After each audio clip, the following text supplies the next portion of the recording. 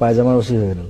তো গাইস আড্ডা নহলে একো নহয়, এইটো মই কোৱা কথা নহয়, আমাৰ মৰমৰ জুবিন দাই কোৱা কথা। আড্ডা মেইন, আড্ডা লাগিবই, আড্ডাৰ পৰা বহুত কথা শিকিব পাৰি। শুনক জুবিন দাই কি ক'লে, শুনিলে? সেয়াই আৰু ৰাইজ এনেকৈ চাওকচোন, এনেকৈ মঞ্চত এনেকৈ ধেমেলীয়া কৰিবলৈ কোনোবা আৰু দ্বিতীয়জন গায়ক হ'ব নেকি? কওকচোন আপোনালোকে নিজে।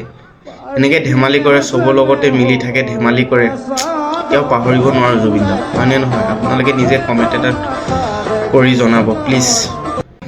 আৰু চাওকচোন জুবিন দাই কি পিন্ধিলে ডিঙিত, পায়জামাৰ পৰা ওলাই যোৱা ৰছীডালে ডিঙিত মাৰি ল'লে।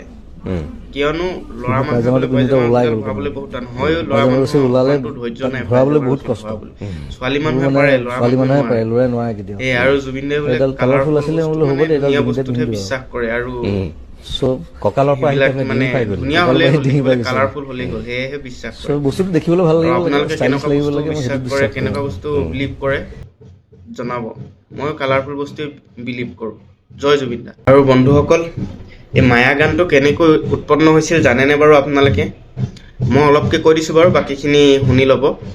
মায়া গানটো চবে বোলে ভাবিছিলে জুবিনদাৰ গাৰ্লফ্ৰেণ্ডৰ কাৰণে গাইছিলে, কিন্তু জুবিনদাৰ গাৰ্লফ্ৰেণ্ড আৰু মায়া গানটো উৎপন্ন হৈছিলে জুবিনদাৰ লগৰ এজনৰ বোলে ব্ৰেকআপ হৈছিলে, মানে তেতিয়া মুম্বাইত থাকোঁতে। তেতিয়া ব্ৰেকআপ হওঁতে সেই মায়া গানটো জুবিনদাই নিজেই লিখি পেলানি উৎপন্ন কৰিছে, আমাৰ মাজলৈ আগবঢ়াই দিছিল সেই মায়া গানটো। মায়া গানটো শুনি কেনেকুৱা লাগে আপোনালোকে মায়া গানটো অলপ জনাব। পোৱা নোপোৱাৰ মাজৰ। ধন্যবাদ।